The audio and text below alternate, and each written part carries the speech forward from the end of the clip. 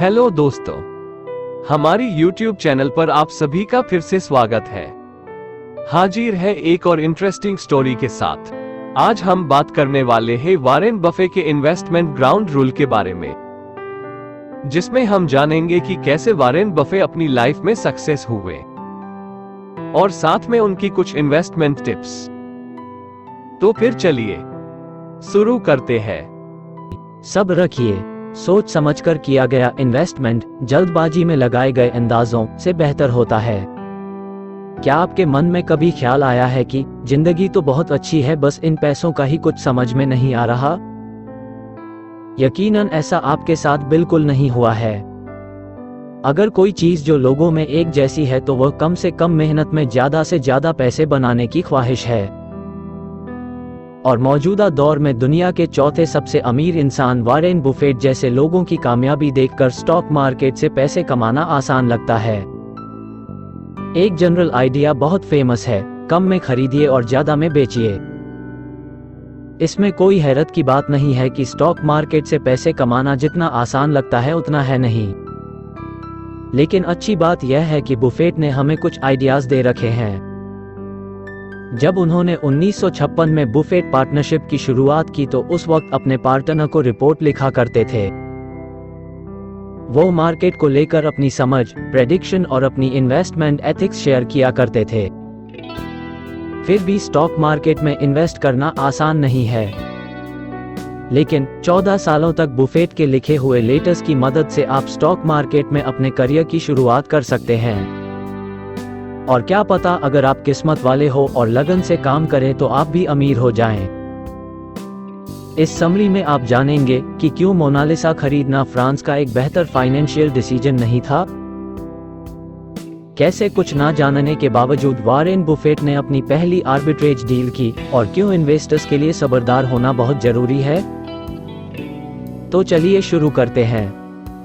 एक बहुत बेसिक सा रूल है जो वॉल स्ट्रीट जैसे लोग नहीं चाहते कि हम जानें। यह एक ऐसा सीक्रेट है जिसने वॉरेन बफे को $88.9 बिलियन बनाने में मदद की। क्या आप यह सीक्रेट जानने के लिए तैयार हैं? इन्वेस्टमेंट कोई रॉकेट साइंस नहीं है, लेकिन फिर भी मुश्किल तो होती है। लोगों को अच्छा लगता है जो जितना बेहतर अंदाजा लगाता है वह उतना अच्छे से इन्वेस्ट करता है। उन्हें इन्वेस्टमेंट अंदाजे लगाने के काम से ज्यादा और कुछ नहीं लगता। लेकिन फर्क है जब आप स्पेक्युलेशन यानी अंदाजों की बात करते हैं। तो इसके तहत अनप्रेडिक्टेबल मार्केट के बारे में अंदाजा लगाकर अमीर होने की कोशिश की जाती है। वहीं दूसरी तरफ इन्वेस्टर्स बहुत ध्यान से किए गए एनालिसिस और वैल्यूज के आधार पर खरीदारी करते हैं और फिर इंतजार करते हैं। जाने माने बिलियनियर वॉरेन बफे एक इन्वेस्टर हैं। वो है तो मिडवेस्ट के, लेकिन उन्होंने न्यूयॉर्क में बिजनेस स्कूल अटेंड किया। उनका मेथोडिकल और सीधे बात करने का तरीका उनके लेटर्स और इन्वेस्टमेंट फिलॉसफी को कैरेक्टराइज करता है। अपने मेंटर बेन ग्राहम से इंस्पायर होने वाले वॉरेन बफे ने जाना कि स्टॉक जैसे ज्यादातर फाइनेंशियल एसेट अपनी असल कीमत से लाइन में गिरते हैं। जब आप कोई स्टॉक खरीदते हैं तो बिजनेस का एक बहुत छोटा सा हिस्सा खरीद रहे होते हैं। वक्त के साथ स्टॉक की कीमत में बदलाव से पता चलता है कि बिजनेस कैसा चल रहा है। अगर प्रॉफिट होता है तो बिजनेस आगे बढ़ता है और शेयर की कीमत भी बढ़ती है। लेकिन अगर बिजनेस की कीमत घटती है, कोई स्कैंडल वगैरह हो जाता है, तो शेयर की कीमत भी गिर जाती है। कभी कभी स्टॉक की कीमत से बिजनेस की कीमत का अंदाजा नहीं लगाया जा सकता। वो इन्वेस्टर्स जो ऐसी कंपनी में शेयर खरीदते हैं जिसकी कीमत मार्केट में कम होती है, तो वह मार्केट के सही होने का इंतजार करते हैं। पैसे बनाने का यह अलग तरीका है। मकसद सिर्फ इतना ही समझना है कि मार्केट को क्या करना चाहिए, ना कि कब करना चाहिए। अगर आपको लगता है कि मार्केट की कीमत से बिजनेस की असल कीमत का पता चलेगा तो आप मुनाफे की उम्मीद रख सकते हैं। इस सोच के चलते आप मार्केट के गिरने पर बेचने से बच जाएंगे। और इस सब्र का आपको कंपाउंड इंटरेस्ट मिलेगा, और यही लॉन्ग टर्म इन्वेस्टमेंट की कीमत है। कंपाउंड इंटरेस्ट का मतलब अपने फायदे में आए पैसों को दोबारा इन्वेस्ट करना है ताकि पाए पैसे कमाने में लग जाए। आइंस्टाइन ने कंपाउंड इंटरेस्ट को दुनिया का 8वां अजूबा कहा था। उन्होंने कहा था कि जो लोग कंपाउंड इंटरेस्ट समझते हैं वह फायदे में रहते हैं और जो नहीं समझते उन्हें नुकसान उठाना पड़ता है। बफे की फेवरेट कहानी फ्रांस गवर्नमेंट के मोनालिसा पेंटिंग खरीदने के फैसले में कंपाउंड इंटरेस्ट की पावर को दिखाती है। किंग फ्रांसिस एक ने 1540 में एक पेंटिंग के लिए $20,000 खर्च किए थे। अगर इसे 6% कंपाउंड इंटरेस्ट के साथ इन्वेस्ट किया जाता तो 1964 तक फ्रांस के पास $1 क्वाड्रिलियन होता। अब तक आपको इन्वेस्टमेंट की पावर का अंदाजा हो गया होगा। आगे हम जानेंगे कि कैसे अपना खुद का इन्वेस्टमेंट स्टाइल डेवलप किया जाए। इन्वेस्टर्स के अंदर एक चीज कॉमन होती है, वह जी जान लगाकर मेजर करते हैं। वॉरेन बफे हमेशा से एक बहुत कॉन्फिडेंट इन्वेस्टर रहे हैं। हालांकि जब वो एक एक्सपीरियंस फंड मैनेजर थे तब भी वह न्यूयॉर्क के famous stock index Dow Jones industrial average को अपना कंपटीशन मानते थे। उनका इकलौता काम अपने फंड को मार्केट की रफ्तार से भी तेज आगे बढ़ाना था। यह सुनने में बहुत अच्छा लगता है लेकिन यह उतना आसान भी नहीं था। हम सब जानते हैं कि बढ़िया वीकेंड स्पेंड करने के बाद अपना बैंक बैलेंस चेक करना कितना ज्यादा स्ट्रेसफुल होता है। वजन कम करते वक्त वेइंग मशीन पर कदम रखना भी उतना ही डरावना होता है। बहुत लोगों के लिए नाकाम हो जाने की एंग्जाइटी हैंडल करना बहुत बड़ी बात होती है। लेकिन एक कामयाब इन्वेस्टर बनने के लिए आपको उन सारे एंग्जाइटीज का सामना करना पड़ेगा। ध्यान से किया गया मेजरमेंट, बढ़िया एनालिसिस और मार्केट के गिरने के बावजूद अपने काम पर बने रहना एक सक्सेसफुल इन्वेस्टर बनने का यही तरीका है। चलिए आपको बुफेट के स्टाइल में सीधे सीधे बताते हैं। हकीकत तो यह है कि बहुत सारे लोगों में जजमेंट करने की वो खासियत होती ही नहीं जो मार्केट को पीछे छोड़ सके। बफे का साल भर में 7% से ज्यादा फायदा डिलीवर करना बहुत बड़ी बात थी। लेकिन आप कंपाउंड इंटरेस्ट का फायदा तभी उठा पाएंगे जब आप फाइनेंशियल फायदे के लिए मार्केट से बेहतर काम कर सकेंगे। यह पता होना कि क्या मेजर किया जाए और फिर उसे अच्छे से करना ही सही रास्ते पर होने की गारंटी है। तो आप मेजर कैसे करेंगे? आपको हर रोज अपने इन्वेस्टमेंट को ट्रैक करना होगा। यह देखना होगा कि वह पास्ट के कंपैरिजन में कैसा काम कर रहा है और जब मार्केट डाउन हो तो सब्र रखिए। इसके लिए एनर्जी, कमिटमेंट और ईमानदारी की जरूरत होती है। कुल मिलाकर इतना जान लीजिए कि आपको यह जानना होगा कब आपको मार्केट के सही होने का इंतजार करना है और कब अपने शेयर्स बेच देना। आपको सिर्फ पास्ट परफॉर्मेंस के कंपैरिजन में ही अपने रिजल्ट को मेजर नहीं करना है। हर साल का रिजल्ट मार्केट के कंपैरिजन में भी मेजर किया जाना चाहिए। इसका मतलब है अगर मार्केट नुकसान में चल रही है और आपको उससे कम नुकसान हुआ है, यह भी आपके लिए जीत है। यहाँ पर एक अच्छी खबर भी है आपके लिए। जब बफे एक यंग इन्वेस्टर थे तो उस दौर में मार्केट से बेहतर परफॉर्म कर पाना आज के कंपैरिजन में बहुत मुश्किल था। इंडेक्स फंड की वजह से आज के जमाने में यह काम आसान है। 1975 से शुरू हुआ इंडेक्स फंड किसी भी एक स्टॉक एक्सचेंज पर बहुत सारी कंपनीज के स्लाइसेस को कंबाइन करता है। मतलब इसका रिटर्न मार्केट के ओवरऑल नुकसान और फायदे से मैच करता है। जिनके पास इन्वेस्टमेंट के लिए टाइम और एनर्जी नहीं है उन्हें बफे इंडेक्स खरीदने की सलाह देते हैं। नहीं तो कंपल्सिव मेजरिंग यानी समझबूझकर बहुत ध्यान से सारे नियमों को लगाकर मार्केट को समझना अपने आप को सही राह पर चलाने का इकलौता तरीका है। यंग इन्वेस्टर्स को अंडरवैल्यूड कंपनी में शेयर खरीदने पर फोकस करना चाहिए। इसे बफे जनरल्स कहते हैं। एक बार जब आप यह मेजर करने वाला काम समझ लेते हैं तो आप अपना इन्वेस्टिंग स्टाइल डेवलप करना शुरू कर सकते हैं। हर इन्वेस्टर यूनिक होता है। आपकी इन्वेस्टिंग स्टाइल से आपकी पर्सनैलिटी, मकसद, फंड और खास तौर पर काबिलियत का पता चलना चाहिए। अगर आप अल्पैका रैंचर है तो आपको कंप्यूटर चिप्स की मदद से अमीर बनने की कोशिश नहीं करनी चाहिए। यहाँ पर आपके लिए एक और अच्छी खबर है कि अगर आप यंग इन्वेस्टर है जिसके पास कम पैसे हैं तो यह ज्यादा फंड मैनेज कर रहे इन्वेस्टर्स के कंपैरिजन में आपके लिए एडवांटेज है। इसका मतलब है आप उस कंपनी में इन्वेस्ट कर सकते हैं जो स्टॉक मार्केट में लिस्टेड नहीं है, जिनसे आपको ज्यादा फायदा हो सकता है।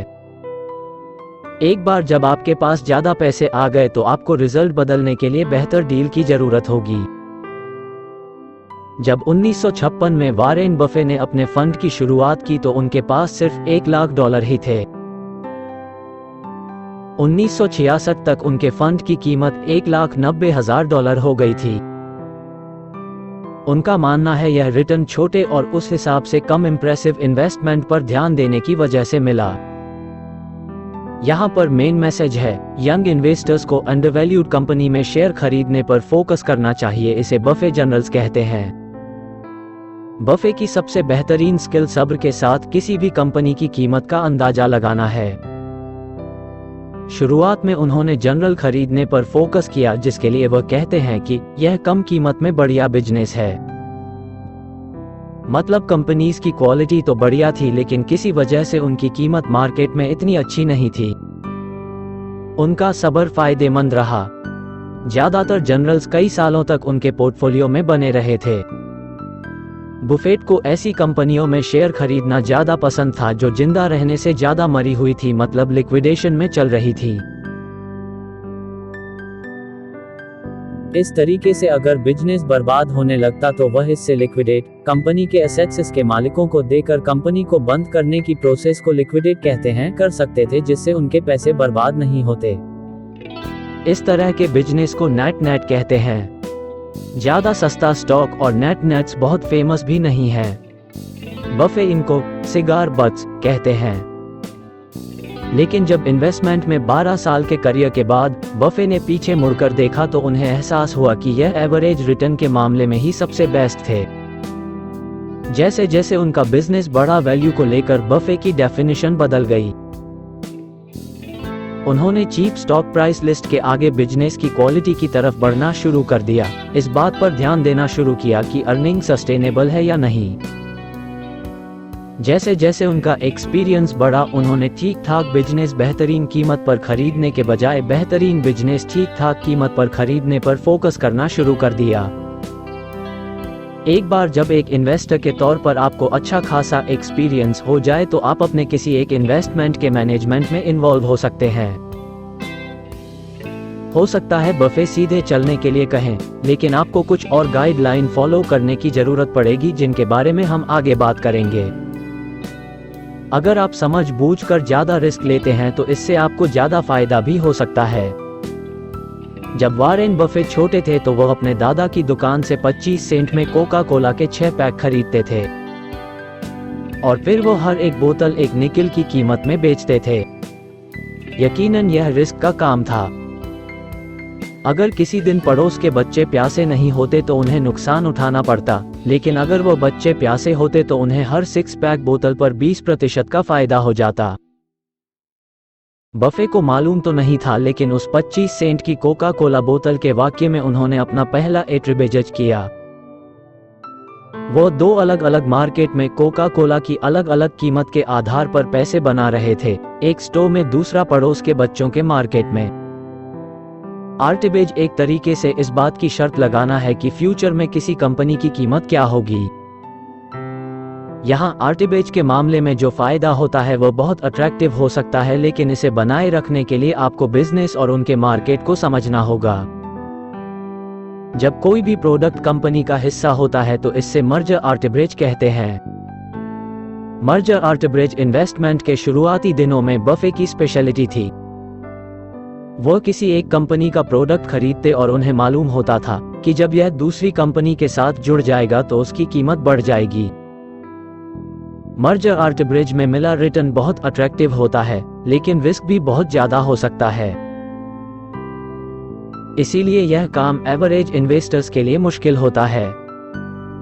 अगर कई चीज आपकी स्पेशलाइज्ड फील्ड के तहत नहीं आती जिसके बारे में आपने बहुत अच्छी तरीके से पढ़ा हो तो बेहतर है कि आप इसे छोड़ दें। लेकिन एक्सपीरियंस इन्वेस्टर्स जो आर्बिट्रेज का रिस्क नहीं लेना चाहते वह कंट्रोल्स की मदद ले सकते हैं। यहाँ पर कंट्रोल वो सिचुएशन है जिसके तहत आप पब्लिक स्टॉक एक्सचेंज में लिस्टेड उस कंपनी का प्रोडक्ट खरीदते हैं जिसके काम करने के तरीके पर असर डालने की पावर आपके पास हो। आपको अंदाजा लग गया होगा कि ऐसे में कंपनी ओनर और बोर्ड ऑफ डायरेक्टर्स के बीच में काम करने के तरीके को लेकर स्ट्रेसफुल सिचुएशन क्रिएट हो सकती है। अपने करियर के शुरुआती दिनों में बफे को लगता था वो इस तरह के चेंज करके कंपनी को बचा रहे हैं, लेकिन जैसे जैसे वो और मैच्योर हुए उन्होंने कंट्रोल्स में इन्वॉल्व होना बंद कर दिया, जो कि ग्रुप के बीच में चीजें अनकंफर्टेबल या खराब कर देती हैं। हालांकि तब भी उनके बेसिक इन्वेस्टमेंट प्रिंसिपल नहीं बदले। अगले लेसन में हम जानेंगे क्यों लगातार लगे रहना उनके इन्वेस्टमेंट करियर को इतना कामयाब बनाता है। मार्केट बदलने के साथ आपके तरीके बदल सकते हैं, लेकिन आपके प्रिंसिपल्स नहीं बदलने चाहिए। भीड़ के साथ चलना फायदेमंद हो सकता है। अगर लोग किसी ऐसी चीज से दूर भाग रहे हैं जिसे आप देख नहीं सकते, तो बेहतर होगा कि आप भी उनके साथ चल पड़ें। लेकिन जब बात इन्वेस्टमेंट की आती है तो ऐसा करना प्रॉब्लम क्रिएट कर सकता है। ज्यादातर लोग एवरेज से बेहतर नहीं होते। इसलिए एक कामयाब इन्वेस्टर बनने के लिए आपको भीड़ से अलग कुछ करना होगा। वॉरेन बफे की इन्वेस्टमेंट स्टाइल से पता चलता है कि सिर्फ एक ही ऐसी सिचुएशन है जिसमें आपको अपना पैसा लाइन में लगाना चाहिए, जब आप पूरी तरीके से माहौल को और पूरी तस्वीर को समझ लें तब। इसके अलावा किसी और कंडीशन में आपको इंतजार करना चाहिए, चाहे बाकी लोग पैसे बना रहे हो तो क्या होता है। वॉरेन बफे हमेशा से केयरफुल इन्वेस्टर रहे हैं। जब उन्होंने 1956 में इन्वेस्टमेंट में अपना करियर शुरू किया था, उस वक्त स्टॉक मार्केट को बहुत बड़ा समझा जाता था। स्टॉक मार्केट ने खुद को बदलने के बजाय लोगों को और कंफ्यूज करना शुरू कर दिया। बफे ने न सिर्फ अपनी स्ट्रेटजी बरकरार रखी, बल्कि अपना अल्ट्रा कंजर्वेटिव इन्वेस्टिंग अप्रोच और स्ट्रांग कर दिया। वहीं दूसरे अच्छे इन्वेस्टर्स खूब पैसा बना रहे थे। न्यूयॉर्क में जेरी साई ने एक अलग तरह के इन्वेस्टमेंट की शुरुआत की, जिसने आम लोगों के स्पेक्यूलेशन लगाने की ख्वाहिश का फायदा उठाया। जेरी का इन्वेस्टमेंट अप्रोच बफे से बिल्कुल उल्टा था। वह बड़ी तेजी से किसी स्टॉक का हिस्सा होते और फिर बाहर निकल जाते। जे का यह अप्रोच कुछ वक्त तक कारगर भी रहा। मार्केट बदलने के साथ उनके फंड को नुकसान और फायदा दोनों उठाने के बावजूद उन्होंने काफी पैसा बनाया। लेकिन बफे को मालूम था कि यह लंबा नहीं चलेगा। जब 1966 में मार्केट में तब्दीली आई तब बफे एक्टिव हो गए। उन्होंने अनाउंस किया कि अब वो कोई नए पार्टनर नहीं लेंगे और अपनी परफॉर्मेंस गोल को आधा कर दिया। उनके फंड ने बेहतरीन परफॉर्म करना शुरू किया। 1968 में इसका रिटर्न 58.8 था। लेकिन बफे को मालूम था कि कब उन्हें कदम पीछे कर लेनी चाहिए। वो उस मार्केट में रिस्क ले रहे थे जो क्रैश होती ही है। जेरी का आखिरी दौर बस आने ही वाला था और उन्होंने भी उसे आते हुए देख लिया था। उन्होंने 1968 में एकदम सही वक्त पर अपने फंड बेच दिए। 1970 के शुरुआत में डो ने मंदी के बाद बहुत बड़ा स्पेक्यूलेशन क्रैश एक्सपीरियंस किया। बफे को कोई नुकसान नहीं उठाना पड़ा क्योंकि उन्होंने सारे पैसे मार्केट से बाहर निकाल लिए थे। जेरी मुश्किल नाकामी से बच पाया है, लेकिन उसके इन्वेस्टर्स ने अपने 90% एसेट्स खो दिए थे। जो फैसला लेने की काबिलियत बफे के अंदर थी, उसकी जरूरत हर इन्वेस्टर को है। जानिए कि आपको क्या लगता है, आपका इन्वेस्टमेंट स्टाइल क्या है, और फिर जब मौका आए तो बड़ा गेम खेलिए। आपको हार का मुंह नहीं देखना पड़ेगा। कुल मिलाकर स्टॉक मार्केट से पैसे बनाना कोई नामुमकिन काम नहीं है। यह काम कोई भी कर सकता है, लेकिन यह रातों रात नहीं हो सकता, और अगर आप इसे सीरियसली नहीं लेते तो बिल्कुल नहीं होगा। ध्यान से मेजर करना, लगातार बने रहना और सबसे बड़ी बात सब्र रखना। बफे की इन 3 सलाह पर अमल करके आप भी एक कामयाबी इन्वेस्टर बन सकते हैं। आप सुन रहे थे Warren Buffett's ground rules by Jeremy C Miller. आज की स्टोरी यही समाप्त होती है। फिर मिलेंगे अगली स्टोरी के साथ। हमारी YouTube चैनल को सब्सक्राइब करें ऐसे ही स्टोरी वीडियो के लिए। लाइक कीजिए वीडियो और शेयर करें दोस्तों के साथ। धन्यवाद।